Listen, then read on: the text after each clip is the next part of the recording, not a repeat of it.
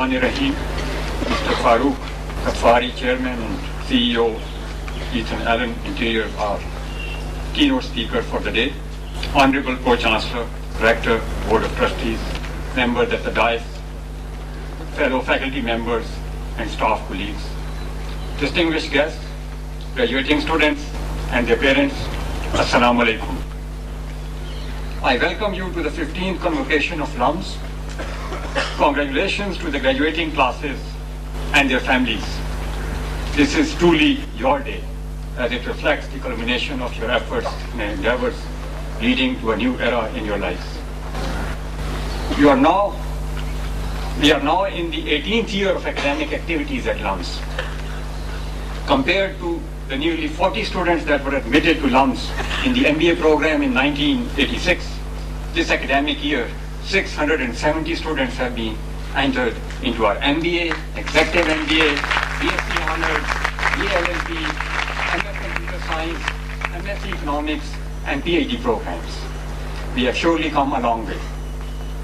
24 students will be receiving their degrees in the BSc Honors, MS Computer Science, MS Economics, and MBA programs today. Our BSc program now also provides option to major in finance and accounting, besides computer science, computer engineering, economics, social sciences, and mathematics. From this year, we have also launched the integrated 5-year BLLB degree program, which is the first step in our endeavor to set up a school of law and policy. PhD program in mathematics has also been initiated from September 2003. With a total student population of over 1,600 and full-time faculty of 85, LUMS has moved even closer to becoming a full-fledged university.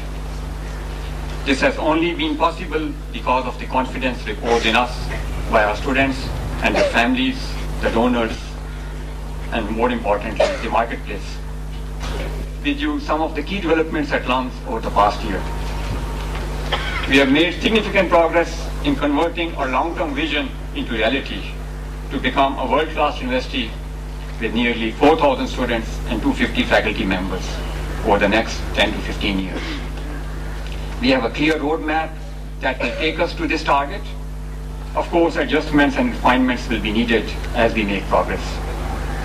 We have also made significant progress in analyzing the need and requirements for starting a major initiative in sciences and engineering area.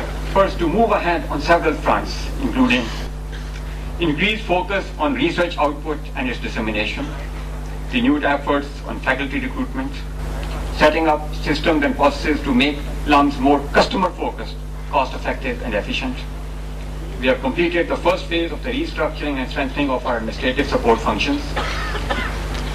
We have set up new academic collaborations and student exchange programs with leading institutions in North America, Europe, and Asia, and we have signed 3 new collaboration agreements over the last 1 year. Groundwork for international accreditation of our major programs has also begun. Let me share with you the key developments in the 2 schools, the Graduate School of Business and the School of Arts and Sciences. School of Business, the pioneering school at LUMS, has continued to enhance its MBA program and introduced 2 new courses, one in social enterprise management and the other in services marketing. The school also offered new courses for the finance and accounting major in the BSc Honors program. Increased interest in our MBA program is reflected in the fact that the number of applicants to our MBA program more than doubled this year. Our new executive MBA program has continued to be received well by the marketplace. This modular program combines rigorous full-time on-campus studies of 16 weeks, spread over 25-month duration with an intensive technology-supported distance education component. Next year we'll be graduating the first batch of executive MBAs, inshallah.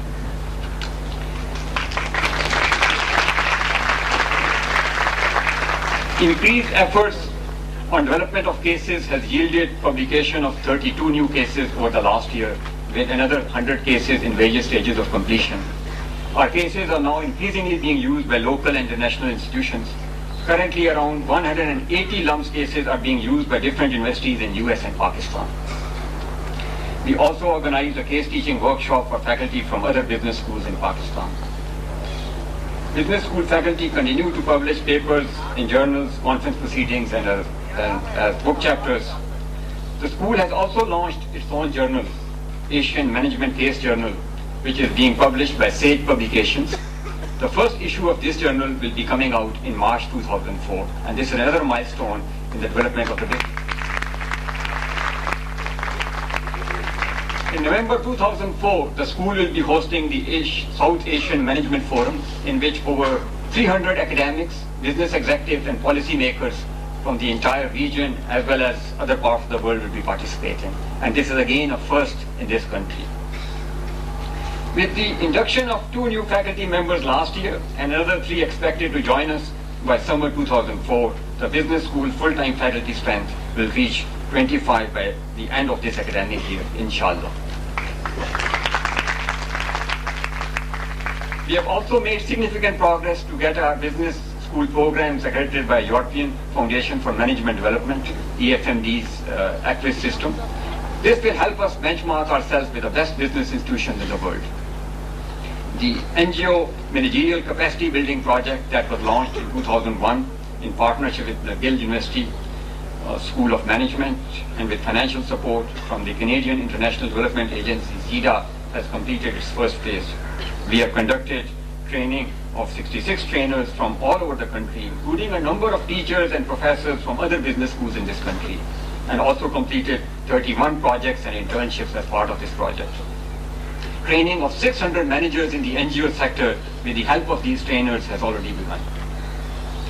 Cases developed during this project and the related experience will enable us to initiate formal programs in various sectors of social management. We are moving beyond the business management domain, and enable the business school to transition to a school of management in the near future. The business school has also established collaboration arrangements with several leading business schools. Specifically, we will be offering Harvard Business School's course, Microeconomics of Comparativeness by Michael Porter at LUMS next year. One of our colleagues is currently at Harvard to undergo the orientation to become a resource instructor for this course. We are also offering a 3-week program, Managing Young Global Enterprises, in collaboration with INSEAD. 2 weeks of this program will be conducted at LUMS and 1 week at INSEAD in France. This is also going to happen early next year. Our MBA students participated in Conference 2003 at IIM Ahmedabad, India, and won marketing strategy and advertising and publicity contests.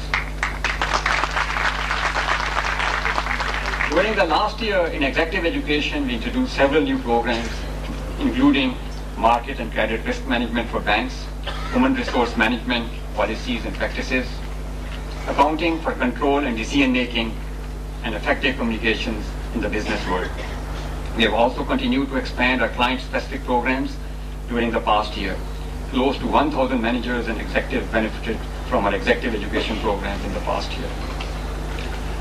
From this year, we have formally launched workshop series in a number of new areas such as computer science, social sciences, and law. So this will give another dimension to the activities of our executive education center. During 2003-04, we will be conducting 20 client-specific programs, including 2 diplomas in business management for specific companies and 22 open enrollment programs. The School of Arts and Sciences is the larger of the 2 schools and has also experienced major growth during the last year. We have introduced new major in finance and accounting in the BSc program, and the structure of our BSc curriculum has been recast to ensure that the primary objective of developing and grooming the individuals is achieved effectively. Our BSc graduates continue to get admission in the top US and UK universities in the MS and PhD programs. The new integrated BA LLB program is also currently based in the School of Arts and Sciences. The PhD program in computer science is now in its 3rd year with a total enrollment of 21 students. 5 of them have cleared the qualifying exam, so they are well on the way to finally earning a doctorate degree from LUMS. As you may know, we offer a stipend of rupees 20,000 per month to each deserving PhD student in addition to a full fee waiver. Several research projects and collaborations have been initiated by the Computer Science Department with the industry organizations and other academic institutions. Our CS faculty has won research grants worth $40,000 from Cisco, obtained equipment grant for CAD and VLSI lab worth $30,000, and started sponsored research grant-based projects worth ₹16 million. Our CS students team reached the final 10th round in the international design competition organized by the IEEE Computer Society. Nearly 800 teams from all over the world competed in this event, and this is another milestone. The first batch of students has graduated from our MSc Economics program. An increasing number of students are now applying to this program. 2 of our colleagues have returned to join the Economics department after completion of their PhDs. The Economics department is much strengthened as compared to last year. The Center for Management and Economic Research is striving for new activity and is coordinating a 4-year corporate governance project that is being funded through a grant given by the City Foundation. Our Mathematics department has achieved a major milestone by launching its PhD program. They have admitted 5 students into the PhD program this last fall. And the department has also continued its focus on research by organizing an annual Math Day workshop on a regular basis. Last year also saw major strengthening of our Social Sciences department. With 17 full-time faculty members representing several nationalities, it is our most diverse department. It has faculty members from as far off places as Brazil, and also countries in Nepal. So this is our most diverse and colorful department in many ways. School of Arts and Sciences faculty continue to publish their work in international journals and conference proceedings. Last year, more than 80 publications of the school's faculty appeared in international journals, conference proceedings, and as book chapters and books. One of our colleagues' book has also been translated into Chinese and is actually being used as a text in China. There are 2 new big books under contract from leading publishers in the US which will be coming out in the coming years. We have continued to expand and refine our national outreach program, whose aim is to enable bright individuals from the underprivileged sections of our society to benefit from LUMS programs. Now we have the second batch of students at LUMS as a result of this program. In the coming years, we plan to further expand and refine this initiative so that at least 20% of our intake is from this segment.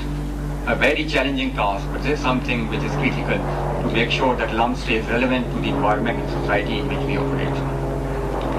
We have initiated a number of steps to involve our alumni more actively and to seek their support and guidance. A number of new activities have been launched to establish closer contacts with alumni. We have held sessions with LUMS alumni chapters in US, UK and Middle East. The 2003 homecoming event, now an annual feature, is being held this week on December 27, and I hope the new alumni will also be there to interact with the older group of alumni. We have continued to further improve and expand our library and computing infrastructure. We have strengthened the multimedia facilities by adding video disc equipment in the library. In addition to the existing digital libraries collection, which includes the IEEE Digital Library, the ACM Digital Library, we have also purchased spell signal processing electronic library on multiple DVDs. The idea is to make the library more and more digital and to provide more services. Also, we have received contribution of more than 400 titles from various sources like Asia Foundation, John Wilbridge, Simon Fraser University, Kazim Khan, who is a visiting faculty member from US, he's contributed books, and also Khalid Allahwala. So increasingly the library is seeking donations from people who have collections of manuscripts which will be of value to our students. System migration to the state-of-art high-end library automation system is also underway, and this will provide an interactive facility which will incorporate the latest electronic and digital collections of various public access workstations. Our Information Technology Service Center has made excellent progress over the last year. We now have 100% connectivity through fiber bond to all hostels. fiber backbone to all hostels. Over 430 student computers in hostels are now connected to our network, providing 24/7 access to LUMS network, servers and internet. New state-of-the-art computer labs are being set up, with 3 new labs at various stages of completion that will cater to the requirements for specialized courses and projects. We have implemented several new software applications to support admissions and academic programs management. Last year, we launched online admissions, and this year the system has been further upgraded to provide timely feedback to all applicants. We have also charted out the specific infrastructure needs of the university for the next 10 years. Work has already begun on the sports complex and a new female hostel, while construction of new male hostel will start soon. All the above initiatives and progress has only been possible because of the generous support and involvement of our sponsors and donors. During the past year, we have received generous support from a number of new donors. These include Dawood family has pledged an additional 120 million for the business school.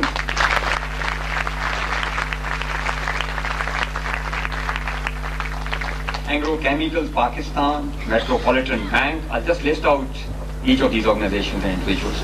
Sulaiman Dawood Scholarship Fund has added more funds to its already existing fund. ICI Pakistan Foundation, MBA class of 89, MBA class of 93. This is a message for the new class.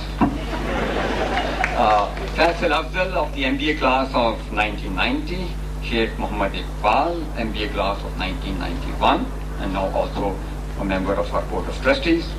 Syed Zahoor Hassan Shah, Old Grammarian Society, Ministry of Science and Technology, Higher Education Commission, Bahrain Scholarship, Punjab Information Technology Board, and most recently we received a commitment of 10 million rupees from Uch Power. This is as recent as yesterday. We got a check for 5 million, and the other 5 million will be coming, hopefully will be coming in the next 18 months. And this is dedicated to the students that will come into our MBA program from the province of Balochistan. Unilever is setting up a financial aid fund for the MBA program to encourage women from rural areas and small cities of Pakistan. This program will fund 5 female MBA students every year.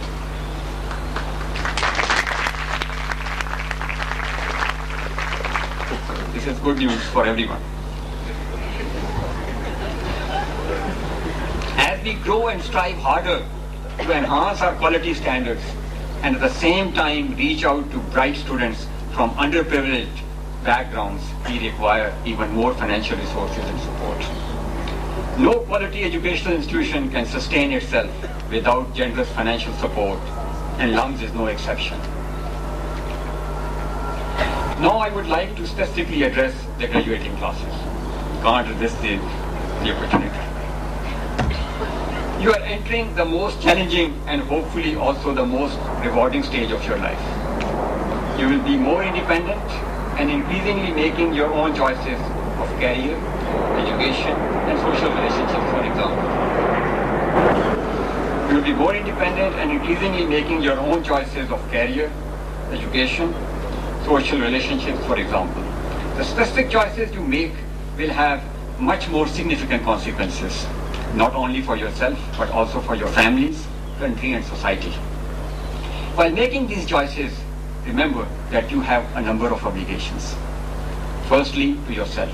And I really mean it. Your first obligation is to yourself. And this obligation is to realize your true potential. And be successful is an obligation, not a choice, in my view. Because only if you are successful, you can do anything else. The second obligation is to your families. Your parents and family have supported and encouraged you to reach this stage. You must now be a source of support and happiness for them. The society and country. You probably know only 2% of college-going age population of this country gets the opportunity to study at that level.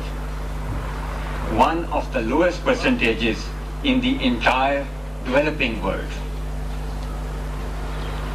We compare with countries that are known for famine and hunger in this respect.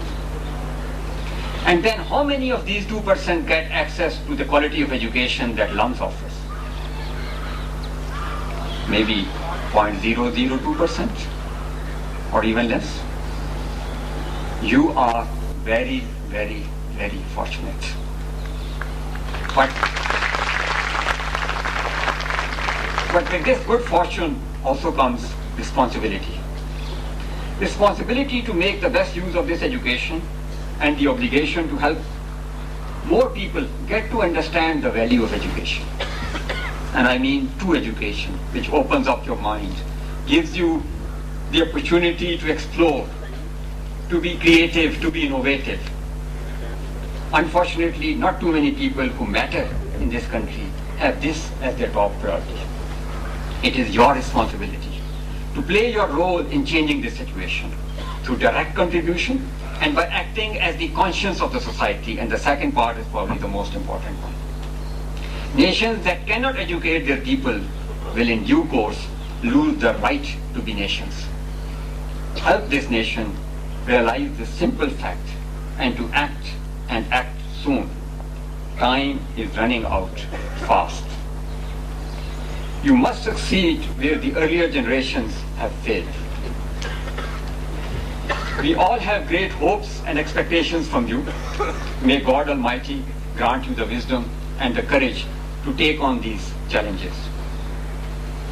I congratulate them on the successful completion of their challenging program and achieving their degree. Their joy and pride in this achievement is shared by their families and all of us at LUMS. Ladies and gentlemen, in terms of scope of activity, LUMS has grown from its initial focus on just one program, the MBA, to a stage where we have several programs at the undergraduate, master's, and PhD level. We have grown from nearly 40 students to over 1,700, and from being housed in a few rented premises to this lovely campus.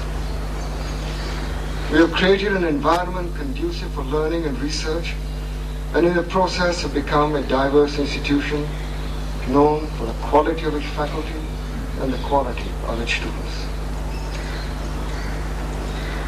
While we can be satisfied with many of these achievements, and if LUMS is to stand tall and be counted, then we must also accept fair criticism and look and see inwards where we need to rethink, to reorientate, and to improve ourselves. There is a perception that LUMS is an elitist university. There's nothing wrong with being elitist on account of quality of education, be it curriculum and teaching or our research.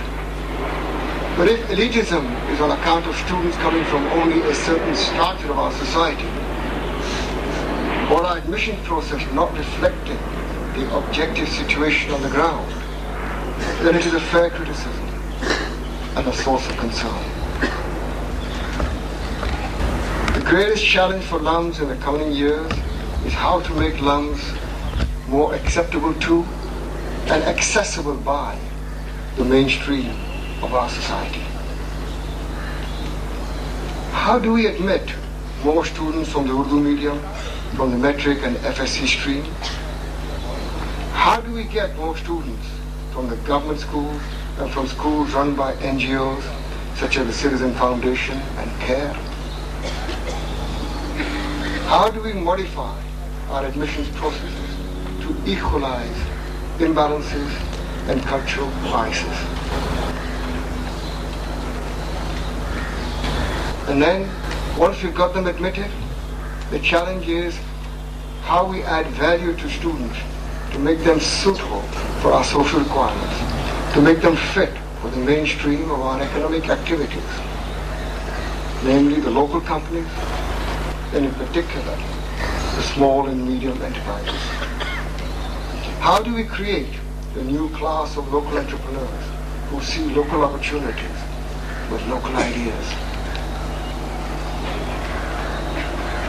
Ladies and gentlemen, please do not get me wrong that LUMS has done nothing. We are more a national university today than we were several years ago, in that we now have more students from outside of Lahore and the surrounding areas than we had before. Also, as the Vice Chancellor just said, we have a national outreach program with the specific aim of getting more students from the underprivileged sectors of society. And the first few students have just started to be admitted. What I am saying is that we need to do a great deal more, and inshallah we will. This is the great challenge of the university. LUMS will be a much greater value adder in several years from now if at such convocation we have graduating students from all sectors of our society that reflect more our social setting and also become an even more a national university with students from all corners of the country, helping to bring unity amongst diversity of cultures. With such a student body, LUMS will become a catalyst for social change, and in the process, LUMS will become a great institution for social equality, besides being a seat of learning. In trying to achieve this noble goal, we will require more resources for scholarships, for the National Outreach Program, and for student housing, and hence more donations from our friends, supporters, and alumni. We have a very capable faculty who has given much time and effort to make LUMS a center of excellence. We're grateful to the Vice Chancellor, Deans, and all the faculty and support staff for their contribution and their commitment. Let us give them a big hand.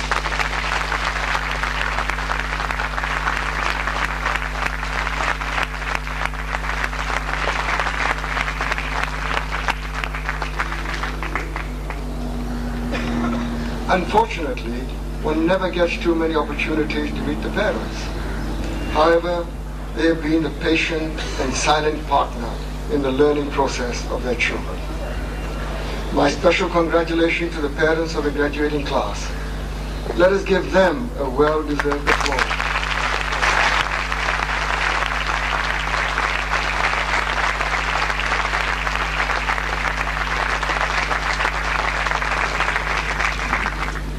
Finally, I would like to congratulate the graduating classes of 2003. As you step out into the world, remember that your actions and deeds will contribute to the greatness of your university and your nation. Retain high aspirations in your hearts, but be patient and humble in achieving them. You are one of the very fortunate ones to have got into LUMS, and time has come when you must start giving something back to our society. So go forward with hope in your hearts and the promise of tomorrow. And while you're away, keep a special place in your heart for this institution. It has given you a lot, and you owe a great deal to it. We look to a lasting relationship with LUMS. We wish you all well, and may all your promises and dreams come true.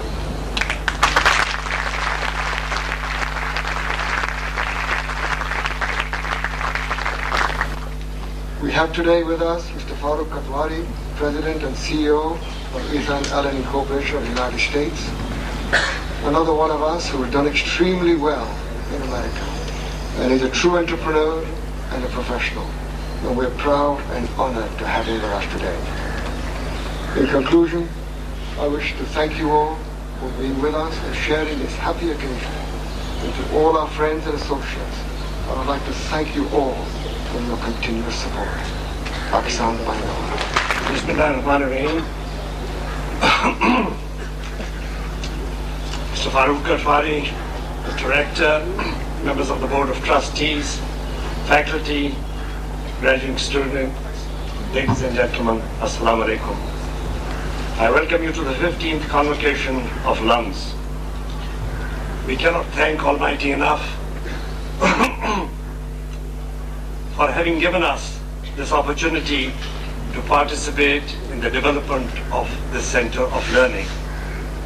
What a delight it is to see the graduating students in different disciplines, numbering 263 this year. I recall the first convocation when we graduated only 72, and even that was for 2 MBA classes of 1988 and 1989.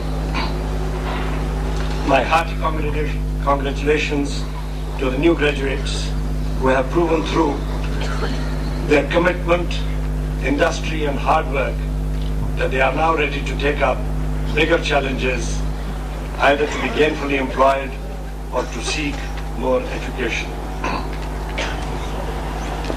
By the grace of God, we are now growing into a sizable institution.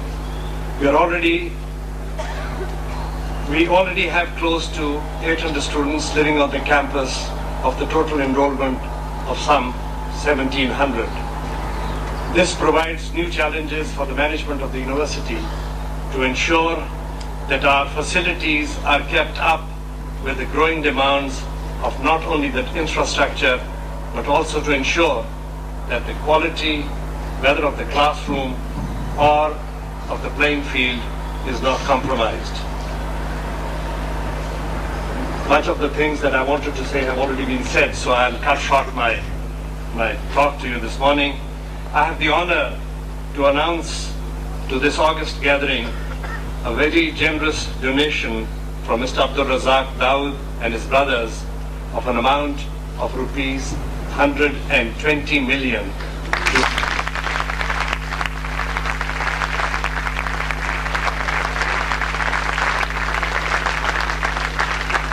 towards the development of the university and especially the business school. This is the single largest donation that this university has so far received from any Pakistani.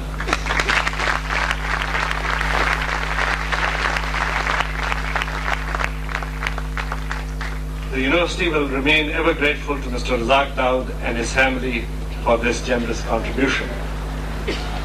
You will recall that some years ago, Mr. Razak Dawood's late father, Mr. Chariman Dawood, had donated a sum of rupees 35 million towards various funds of the university.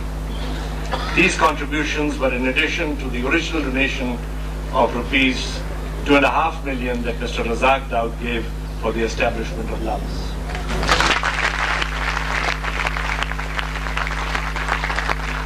I'm sure that this is not the last donation from Mr. Razak Dawood and his generous family.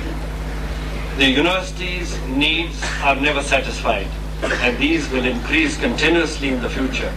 I would urge all our other friends to follow the wonderful example of Mr. Razak Dawood and his family. We are very fortunate to have here today Mr. Farooq Kathwari, who hails from the Kashmir Valley and now lives in the United States, managing one of the most prestigious furniture manufacturing companies in that country. He is not only an acknowledged business leader, he also is a very active supporter of social causes and benefactor of many initiatives to bring peace and prosperity to the subcontinent.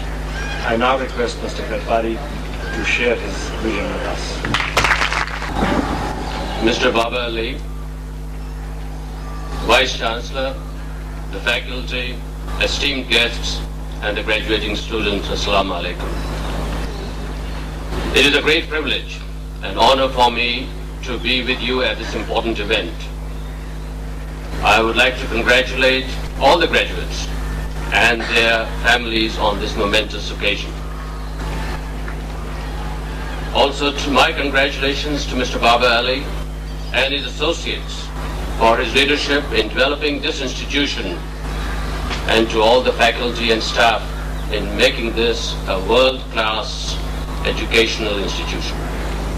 Yesterday, Mr. Babar Ali gave me a tour of your institution, and later in the evening I participated in the award ceremony. It is very impressive what has been accomplished.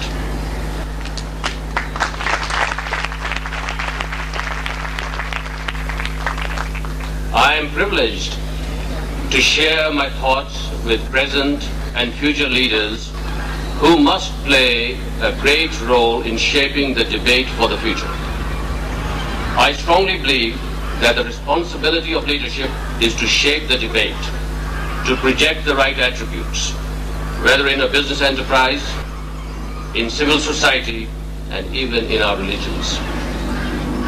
If the leadership does not take this initiative of setting the priorities and the debate, the vacuum is filled, often with dire consequences.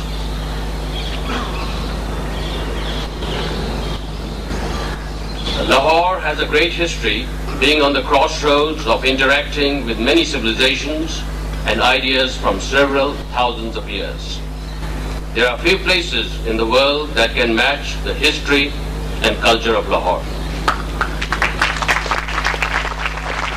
For me personally, coming back to Lahore is part of a cycle of a journey that began in 1950, when at the age of 5, with my mother and other siblings, we crossed the Wagah border to Lahore, coming from Srinagar, Kashmir, where our family lived. We had left behind my 7-year-old brother and an 8-year-old sister as they were in school. We had come to join our father, who a year earlier had come to Lahore for a 2-week permit and was not allowed to return to his home as the authorities in Srinagar cancelled his permit.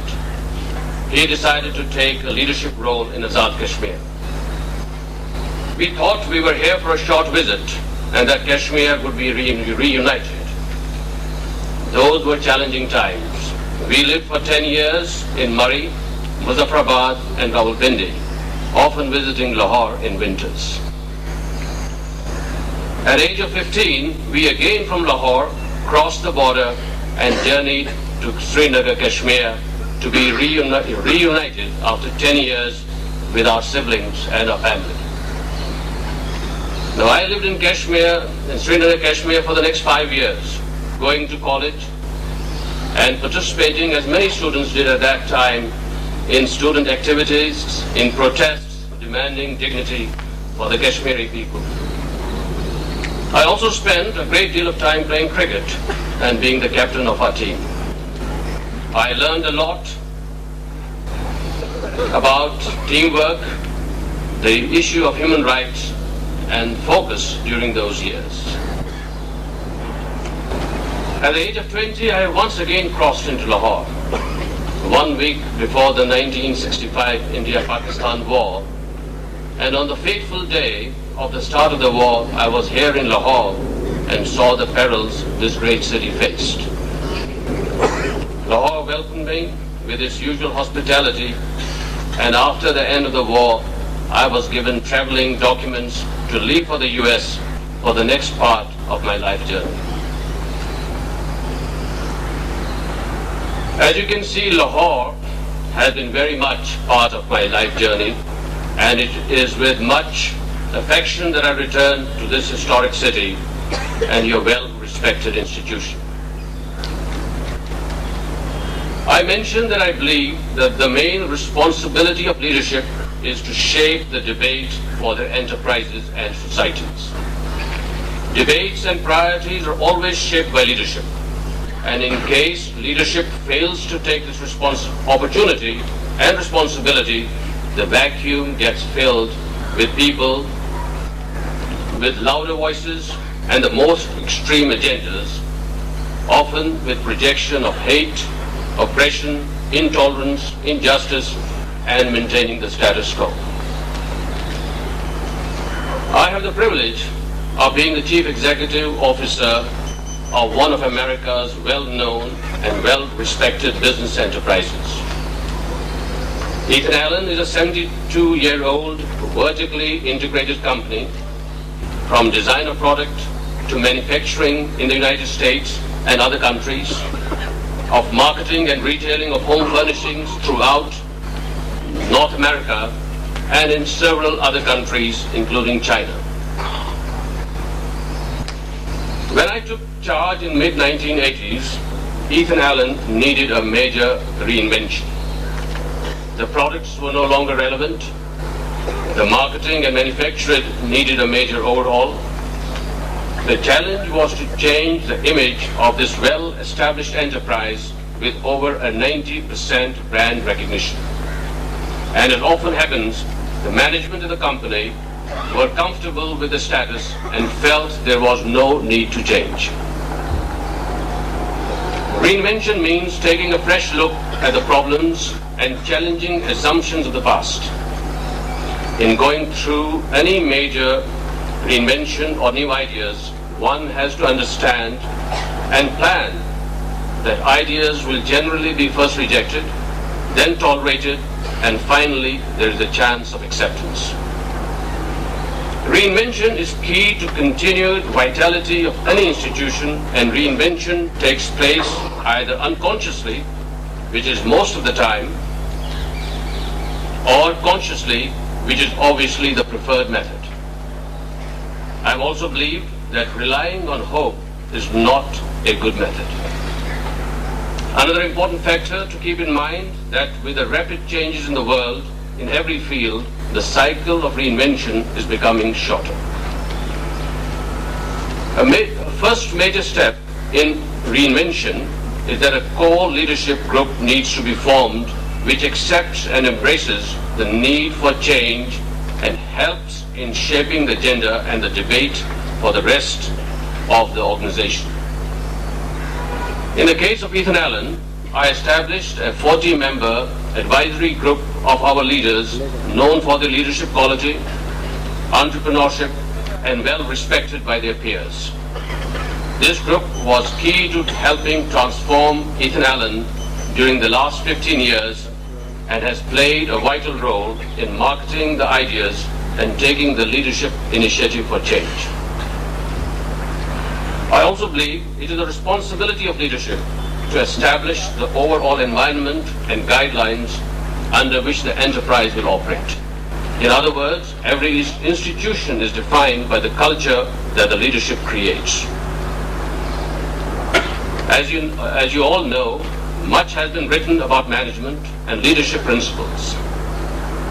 Early on, I was very much impressed by a letter of instruction that Hazrat Ali in the 7th century had written to Governor-designate of Egypt. This letter of instruction inspired me to establish our own set of instructions, which we call leadership principles at Ethan Allen, and form today our most important guidelines in conducting our enterprise. Among the important instructions and advice given to the Governor-designate by Hazrat Ali were that he must remain on constant guard against his most important enemy, that was himself. He cautioned him not to get carried away on his importance and to control his ego. Another piece of advice was that a leader is known by the advisors he, and today also she, surrounds themselves with. For instance, if advisors are tyrants, they will likely lead to tyranny. If they are just, will likely lead to justice, and if they are cowards, will likely inhibit the leader from courage.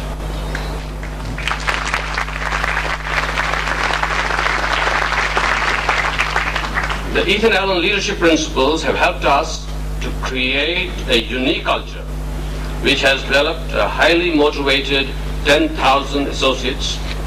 And now let me briefly describe these 10 leadership principles, which you will recognize are all associated with common sense and good governance. These principles are on our website at www.ethanallen.com. The first principle is that we must provide leadership by example. For us, credibility with the customer is most important. At Ethan Allen, we have 3,000 design consultants that work with our customers. And our main focus is that they must be credible with what we do. Because if our own people are not credible, the chances of maintaining credibility with our customers is not possible in the long run. The second principle is accessibility, that we've got to be accessible, supportive, and recognize the contributions of others. Now, communications is critical. However much we communicate, I always hear from people that it's still not enough. Today, fortunately, with the internet, we are able to communicate through our own internal website, via the extranet, 70–80% of our information. Recognition is important. We have many awards. We have conferences to recognize people. And in fact, our highest award once a year is called the Golden Kite Award, which symbolizes that if the kite is flying high, the tail follows, which are the profits. And we give this to one individual that has not only performed well, but has performed it with modesty. Third principle is customer focus. That understand that a leader's first responsibility is to the customer. To communicate this philosophy to all associates and encourage them to make customer service their first priority. Our fourth principle is that excellence and innovation. Have a passion for excellence and innovation. Mediocrity is deadly, and that it is, I believe very strongly that it is better to be smaller and good than to be large and mediocre. And we are fortunate that we run one business, and we have spent a great deal of time in making this one business right, because people take pride if the business is run well. The next principle we have is change. Understand that change means opportunity and do not be afraid of it. As you know, the Chinese have a term that they say crisis equals opportunity. And change is not only important, but managing change is critical. In this respect, I've had the opportunity in the last 15-20 years of doing hiking and some mountain climbing, and mountains and nature is a great teacher. If you climb too fast, you generally get water in your lungs, and the only medicine is to come down. And most people in the world, especially in business, don't like to come down.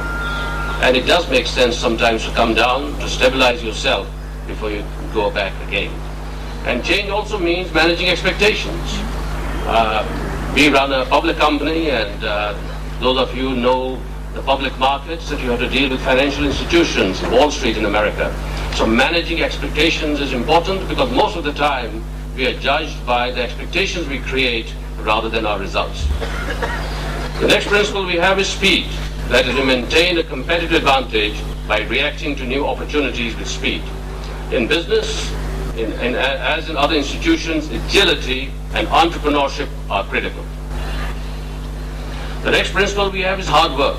Establish a standard of hard work and practice it consistently. We demand that people work hard. I'm always surprised that many people do not think that they need to work hard, or that whatever they're running should be profitable. They're surprised when we tell them that we expect them to do that, and when you expect people to do that, they generally meet your expectations. The next principle we have is to prioritize. Establish priorities by clearly differentiating between the big issues and the small ones. I believe that the main responsibility of leadership is to help prioritize, because most organizations, institutions, countries, there are so many things to do that if it is not prioritized, we do not have positive results. And that is the responsibility of leadership. And our last principle is justice. Always make decisions fairly. Justice builds confidence and trust, which in turn encourages motivation and teamwork. Now, there's some water here. The developing principles or instructions is only the first step. Our challenge was to make it a part of our culture. Now, during the last 15 years, we have made it a point that these principles are discussed in small and large meetings, and many of our senior management are asked to write about the implementation of these principles as part of self-evaluation. And in fact, a portion of our incentive compensation is based on how well they do their self-evaluations. Now, most enterprises spend a great deal of effort on external marketing called advertising. We have developed an intensive internal marketing program to continuously sell our principles to our associates. Our credibility depends on practicing what we preach. Many enterprises become victims of their own propaganda rather than the practitioner of it. Last principle, which is justice, is rarely used in business terminology, yet we know that most inefficiencies and conflict takes place in organizations and societies when there is a feeling of unequal treatment. Throughout history, a small band of motivated people have accomplished wonders. Our philosophy is also that it is better to be good and strong rather than big for the sake of bigness. We operate and focus on only one enterprise. We have stayed away from the temptation to buy others, as leading one enterprise and making it excel is a major commitment. I also believe that good governance is also good for profits. At Ethan Allen, we have continuously outperformed our peers in profitability. In addition, in 1989, I had the opportunity to form a group to purchase Ethan Allen, which was a public company, and we kept it private for 5 years, and in 1993, taking it back public. In 1993, the company had very high debt, almost no equity, and today, with the work of all our associates, the company has a market value in excess of $1.5 billion and no debt.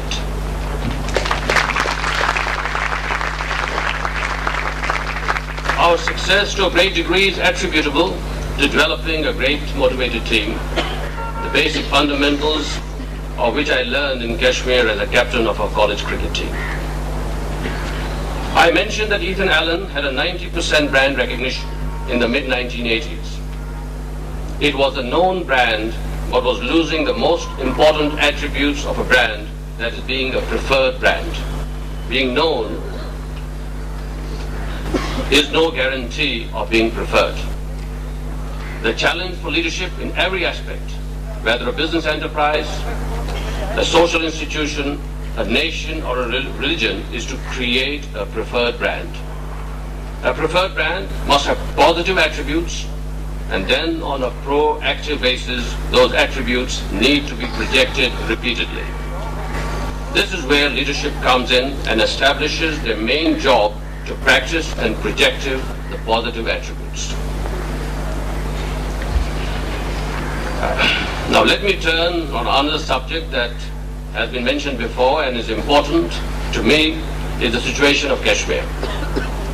I am pleased about the recently announced steps to normalize relations by India and Pakistan, and it offers a window of opportunity to move forward. There is a greater realization in India and Pakistan that they need to settle the Kashmir dispute for their well-being and that of the region. This sentiment has long been felt by Kashmiris on both sides of the line of control, never more so than now. The conflict over Kashmir has been the chief source of tension between the two great nations and has resulted in tremendous costs for the region. Mounting death toll, impact on economic growth, military build-up, rise in extremism and psychological stress, especially in the Kashmir region itself. 7 years back, I helped form a group in the United States called the Kashmir Study Group. There's a website called kashmirstudygroup.org. If you remember that, you can take a look at it. I was deeply concerned of the tragic situation in Kashmir, and the three parties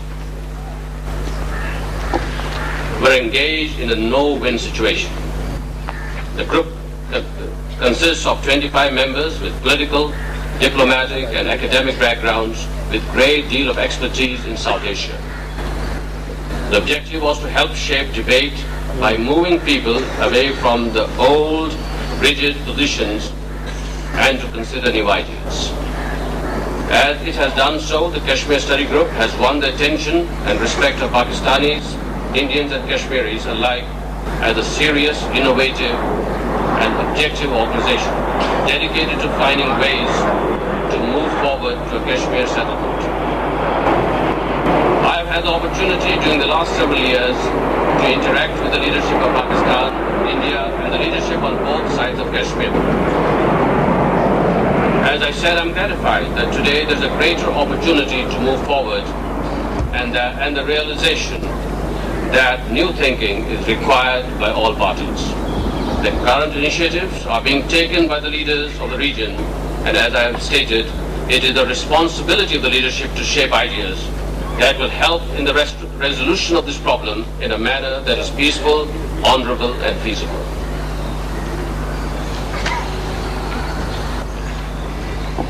Now I would also like to briefly touch upon another subject that is of utmost importance to all of us.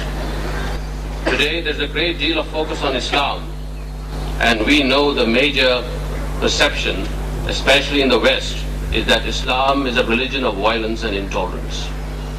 There's a great need and an opportunity to project the positive attributes of this great religion. I do not think that Islam needs reform or that Islam is inconsistent with democracy and freedom or women's rights. In my view, the leadership in the Muslim world needs to focus on the attributes that are hallmarks of Islam, of mercy, graciousness, tolerance, innovation, education, moderation, justice, and most importantly, that Islam is the religion of reason. It is critically important that the leadership realizes that the above attributes are attributes of success for an individual, a business enterprise, a nation, and the world at large. The projection and the implementation of these attributes is the responsibility of leadership. And finally, I would again like to say that it has been a great privilege and pleasure to have been here today and to share with you many of the principles that have guided me in business and in life. I firmly believe they are as valid for the rising generation of Pakistani leaders as they are for the leadership in the United States and elsewhere. Thank you all once again. I am delighted and touched to have had this opportunity to revisit a country and a city that played an important part in my young life and have so generously welcomed me back many years later. Thank you.